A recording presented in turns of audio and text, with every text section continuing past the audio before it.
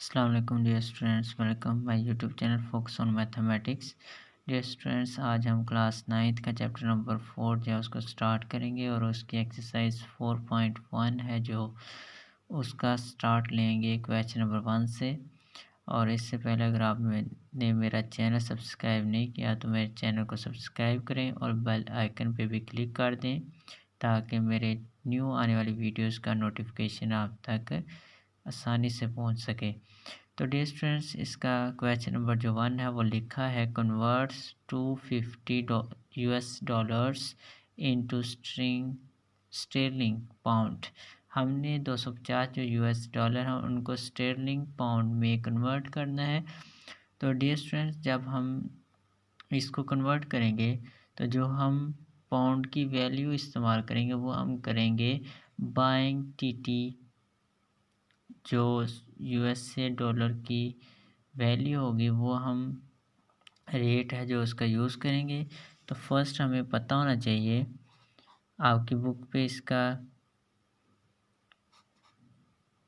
बाकायदा बताया गया है कि जो बाइंग रेट ऑफ $1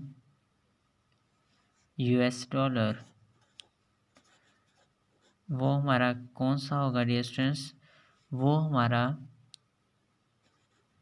इसका जो टीटी बाइंग रेट होगा वो हम लिखेंगे। तो टीटी बाइंग रेट जो है वो हमारे पास आएगा 83.800। ये आप समझें कि आपने किसी एक्सचेंजर से, यानी मनी एक्सचेंजर जो होते हैं उनसे आपने $250 जो है उनको पैसों में लेके आना है। ठीक है, तो ये अब आपके पास आ जाएगा रेट ऑफ $250। तो $, 250 है जो उनका रेट क्या हो जाएगा, उसको इसके साथ मल्टीप्लाई करते हैं 83.800, ये रुपीस में चला जाएगा। तो अब आप इसको मल्टीप्लाई करें तो ये आ जाएगा 250 मल्टीप्लाई 83.800, ये आपके पास आ गया 20,950। ये आपके पास रुपीस आ गए 20,950। अब जो हमने इसको कन्वर्ट करना है वो किस में लेके जाना है, स्टेरलिंग पाउंड में। तो डियर स्टूडेंट, जब स्टेरलिंग पाउंड में हमने लेके जाना है तो हमारे पास ये तो बाइंग थी ना, तो अब सेलिंग जो रेट होगा 1 पाउंड का वो हमें पता होना चाहिए। तो टीटी जो होता है वही इसमें हम लेंगे, और टीटी जो है उसका मतलब होता है टेलीग्राफिक ट्रांसफ़र। ठीक है, टेलीग्राफिक ट्रांसफ़र होता है। तो अब आपके पास 1 पाउंड है जो उसका हम पाउंड है जो उसकी वैल्यू हम लेंगे, तो वो हमारे पास होगी सेलिंग रेट ऑफ, ये आपने इसके साथ लिखना है, स्पेस कम थी इसलिए मैं ऊपर लिख रहा हूँ, सेलिंग रेट ऑफ 1 पाउंड वो आपके पास होगा ₹129.7968। ये देखें, इसको मैंने जब कन्वर्ट करना है तब हमारा बाइंग टीटी रेट आता है। ठीक है, और जब हमने इसको लेके जाना है पाउंड में या किसी रियाल में या किसी भी $, में, तो फिर हमारा जो है वो सेलिंग रेट जो है वो टीटी रेट जो है वो इस्तेमाल होगा। ठीक है डियर स्टूडेंट्स, तो अब हमने इसको कन्वर्ट करना था, तो अब इसके जो स्टेरलिंग पाउंड होंगे वो कितने होंगे वो हमने इसको बता देना है। स्टेरलिंग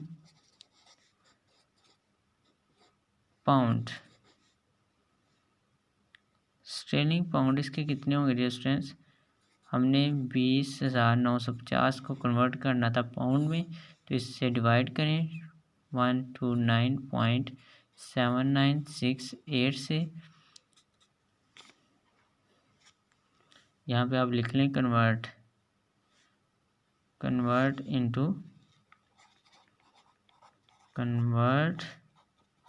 इनटू स्टर्लिंग पाउंड। ये मैंने लिखा हुआ है 20,950। इसको डिवाइड करें 129.7968। तो ये आपके पास डियर स्टूडेंट्स आ गया, पाउंड है जो वो आगे हैं 161.40। ठीक है डियर स्टूडेंट्स, आगे आप लिख सकते हैं 6 और 1 को 2 कर सकते हैं, यहाँ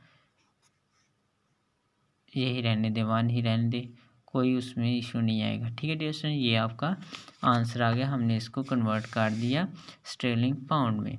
अब डियर स्टूडेंट्स नेक्स्ट चलें क्वेश्चन नंबर 2 की तरफ। तो कन्वर्ट हमने करना 5,000 रियाल्स को इनटू पाकिस्तान रुपीज़ में। डियर स्टूडेंट्स इसका भी बाइंग रेट लेंगे हम, ठीक है, क्यों कन्वर्ट करना है, हमने उसको रियाल में ले के नहीं जाना। जिस तरह हमने इसको पहले कन्वर्ट किया तो सिंपल हम बाइंग टीटी रेट लेंगे, और जब हम इसको किसी पाउंड में या यूएस डॉलर में लेके जाएंगे तो तब हम इसका सेलिंग टीटी रेट लेंगे। ठीक है, तो अब हम इसको कन्वर्ट करना है। तो आपका सॉल्यूशन जो है उसमें आप लिखेंगे बाइंग टीटी रेट ऑफ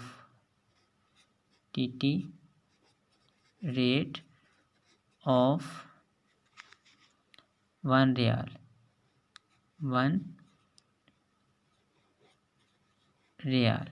तो 1 रियाल का जो टीटी रेट होगा सऊदी अरेबिया का जो रियाल है वो आपके पास आएगा, रुपीज़ आएगा 22.3449। तो अब इसको कन्वर्ट करें, कन्वर्ट 5,000 रियाल इनटू यानी पाकिस्तानी रुपीज़। तो हमने ये सामने लिखना था, हमने इधर लिख दिया, 5,000 रियाल हो गए और 1 रियाल की वैल्यू इधर लिख दें, तो वो कितनी आ गई 22.3449। तो डियर स्टूडेंट ये आपके पास रुपीज़ आ जाएंगे, इसको हम मल्टीप्लाई करते हैं, ये आपके पास आ गया 5,000 मल्टीप्लाई करना है 22.3449। तो ये आपके पास आ गया 11,117,245.5। तो ये आपके पास आ गया 11,1724.5, 1,11,724.5 रुपये जो है ये इसका आंसर आता है आपके पास। ठीक है डियर स्टूडेंट्स, इसका आंसर हम चेक भी कर लेते हैं, और ये 4.2 है, हमारे 1 है, और इसका क्वेश्चन नंबर हमने कौन सा किया है 2 वाला।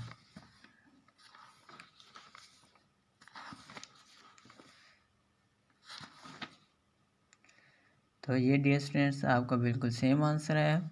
अब हम नेक्स्ट क्वेश्चन नंबर 3 की तरफ मूव करते हैं। अब क्वेश्चन नंबर जो 3 है उसमें लिखा हुआ है N importer imports a car from Japan for 5,000 येन। ठीक है, तो जो येन है वो कितने 5,000 येन है। Delivery was to be made after 3 months at the time of contract ₹1। ये देखें डिस्टेंस, अब उसने at the time of contract, at the time of contract किस टाइम जो है रुपीज़ जो 1 है वो थी 0.895236 yen at the time of delivery इतना था। ठीक है, अब डिलीवरी का टाइम और कॉन्ट्रैक्ट का टाइम दोनों का हम निकालेंगे डियर स्टूडेंट्स। तो पहले हमें 1 येन है जो उसकी वैल्यू का पता होना चाहिए, तो ये आ जाएगा ₹1 और 1 येन की जब हमने फाइंड करनी वैल्यू तो ये इधर आके डिवाइड हो जाएगा, तो ये हो जाएगा 0.895236 इज इक्वल टू आ गया 1 येन। ठीक है डियर स्टूडेंट्स, तो ये आपका आ गया। अब यहाँ पे हमने फर्स्ट पे पढ़ा था जापान फॉर 5000 येन, हमने 5000 येन की वैल्यू निकालनी है, तो इसको मैं इधर लिख लूँगा, तो इसके साथ मैं 5000 येन लिख दूँगा 1 येन के साथ, यानी मल्टीप्लाई करेंगे, और इधर भी रुपीज़ है तो रुपीज़ ही, और साथ में क्या लिखेंगे 5000, साथ में वैल्यूज़ की 0.895236। ठीक है जी स्टूडेंट्स, तो हमारे पास ये 5000 1 5000 ही रहेगा, साथ में येन और इधर रुपीज़, इसको इस पे डिवाइड कर दें, तो ये मेरे पास आ जाएगा 5000 डिवाइड 0.895236, तो ये आपके पास आ गया 55,115.119.1194555। ठीक है स्टूडेंट, ये हमने कंप्लीट लिख दिया। ये तो था डियर स्टूडेंट कॉन्ट्रैक्ट की बेस पे। अब eight the time of delivery जो है वो हम निकालेंगे। Eight the time of delivery, DELIVERY, तो तब उसका रेट क्या था, तब हमारा रुपीज़ जो 1 था वो इक्वल था 0.892236, ये येन के इक्वल था ये भी। अब यहाँ पे हमारे पास 1 येन का हमें पता नहीं, तो ये इधर जाके डिवाइड हो जाएगी, मैं लिखूँगा 1 येन इज इक्वल टू आ जाएगा रुपीज़ 1 आवर 0. ये इधर जाके डिवाइड हो गई, तो मैंने सिर्फ इस 1 येन को इधर लिखा है और इसको इस साइड पे लिख दिया है 892236। अब फिर हमें किसका पता चल, हमने लेके आना है वैल्यू 5000 येन की, कि इसके मुताबिक कितने पैसे आएंगे, तो 1 येन यानी 5000 के साथ मल्टीप्लाई किया 1 को, तो 5000 ही आ गया। इधर भी रुपीज़ 5000 मल्टीपल 1 आवर 0.892236, तो इसको डिवाइड करें, तो ये आपके पास आ जाएगा 5000 मल्टीप्लाई बाय 1 डिवाइड 0.892236, ये आ जाएगा 5603.89852, तो ये आपके पास आ गया 5603.89852। अब हमने आगे इसने कहा हुआ है डिटरमाइन द प्रॉफिट और लॉस ऑफ द इम्पोर्टर। हमने ये फाइंड करना है कि इनमें से जो आंसर आए हैं as the time of contract और at the time of delivery, इसमें प्रॉफिट हुआ है या लॉस हुआ है, एक इसमें और दूसरा इसमें, इन दोनों में वैल्यू जो है उनको हमने लिखना है और हमने देखना है कि उसमें प्रॉफिट हुआ या लॉस हुआ है। तो हम जो है एट द टाइम ऑफ जो कॉन्ट्रैक्ट है वो लिखेंगे। तो हमें नज़र आ रहा है कि ये हमें प्रॉफिट होगा, तो ये माइनस करना है एट द टाइम ऑफ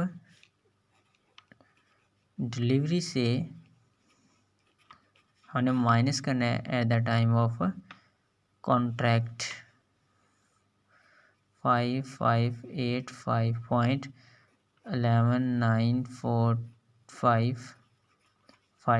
तो इसको हम माइनस कर लेते हैं 5603.89852 माइनस 5585.119455। तो ये आ गया 18.77। ठीक है, तो ये आपके पास आ गया आंसर 18.77 या 18.78 भी कर सकते हैं। ठीक है, तो ये आपके पास क्या हो गया, इतने रुपीज़ उसका प्रॉफिट आया है आपके पास। ठीक है dear students, at the time of contract और at the time of delivery दोनों में डिफरेंस करके। अब डियर स्टूडेंट्स हमारा क्वेश्चन नंबर 4 है, और क्वेश्चन नंबर 4 जो वो इजी है, सेम है क्वेश्चन नंबर 3 की तरह। A customer wants to convert 150 American dollars into rupees. He goes to an authorized dealer. He offers him conversions at the rate of $1 rupees 84.100। यानी ये आपके पास क्या है, सेलिंग टीटी रेट है। If it is converted with the money changer, the rate is $1 equal rupees 83.4495। तो आपको पता है कि ये हमें पैसों में फ़र्क आता है इनके। Determine the amount into rupees if it is converted with authorized dealer। First हम इसका सलूशन निकालेंगे। फर्स्ट किसके साथ से, अथोराइज्ड डीलर। तो हम 150 US डॉलर को जो है वो कन्वर्ट करेंगे, और जब हम उसको कन्वर्ट करेंगे तो वो हमारे पास आ जाएगा 150 मल्टीपल ऑथराइज डीलर के लिहाज से कह रहे हैं ना, तो ऑथराइज डीलर है जो उसकी वैल्यू हमारे पास 84.100 ये रुपीज़ में कन्वर्ट होगा डियर स्टूडेंट्स। तो अब इन दोनों को मल्टीप्लाई करें तो ये आपके पास आ जाएगा 150 मल्टीपल 84.100, तो ये 84.100। तो ये आपके पास आ गया 12,615 रुपीज़ आ गए, 12,615। अब number 2 money exchanger. Money exchanger के लिहाज से हम 150 US डॉलर को रुपीज़ में चेंज करेंगे, 150 का मल्टीपल। अब जो डीलर मनी एक्सचेंजर है उसके रेट है 83.4495। अब इन दोनों को मल्टीप्लाई करें डियर स्टूडेंट्स तो ये आपके पास आ जाएगा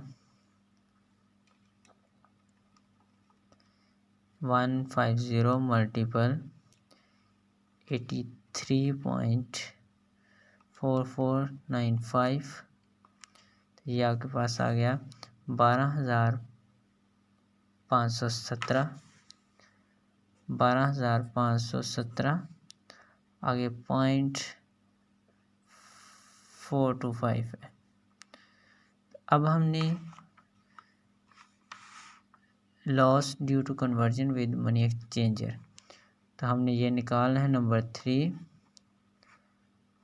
दी लॉस ड्यू टू कन्वर्जन होता है चेंज करना, विद मनी चेंजर, जो मनी को चेंज करने वाले हैं उनके लिहाज से क्या हमें लॉस हुआ है। तो मनी चेंजर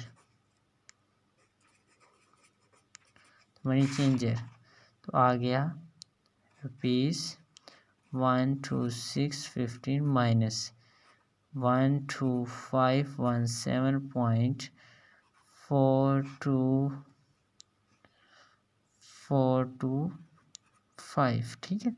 तो इसको अब आप माइनस कर दें,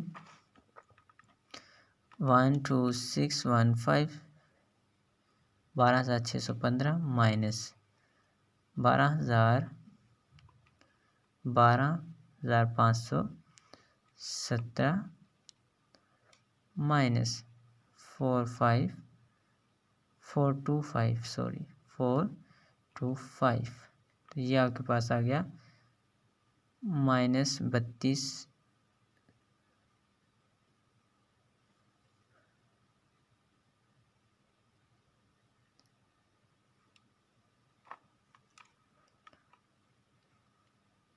सॉरी डियर स्टूडेंट्स, वहाँ पे हमने पॉइंट लिखने की जगह पे हमने माइनस लिख दिया था। तो ये आ गया 425, तो ये आपके पास आ गया 97.58। तो ये रिपीट आ गया आपके पास 97.58। ठीक है स्टूडेंट्स, ये आपका आंसर आ गया। अब डियर स्टूडेंट्स, आप क्वेश्चन नंबर 5 खुद करेंगे, डू योरसेल्फ, और क्वेश्चन नंबर 1, 2, 3 और 4 मैंने किए हैं। अब इन क्वेश्चंस में आपको किसी भी किस्म की कोई भी प्रॉब्लम हो तो आप मुझे कमेंट में ज़रूर बताइएगा, इंशाल्लाह मैं आपको गाइड कर दूंगा। आज मैंने एक ही रंग का जो पेन है वो यूज़ किया है, उसके लिए माज़रत, बिकॉज़ मैंने अपना एक पेन जो है वो कहीं रख के भूल गया हूँ। अब नेक्स्ट लेक्चर में इंशाल्लाह मैं कलरिंग पेन यूज़ करूँगा, जिससे आपको डिफ़िकल्टीज ना हो। और फिर भी इसमें आपको किसी भी किस्म की कोई प्रॉब्लम हो तो आप मुझे कमेंट में बताइएगा। इंशाल्लाह हम मिलेंगे नेक्स्ट लेक्चर में, तब तक के लिए मुझे इजाज़त दीजिए। अल्लाह हाफिज़।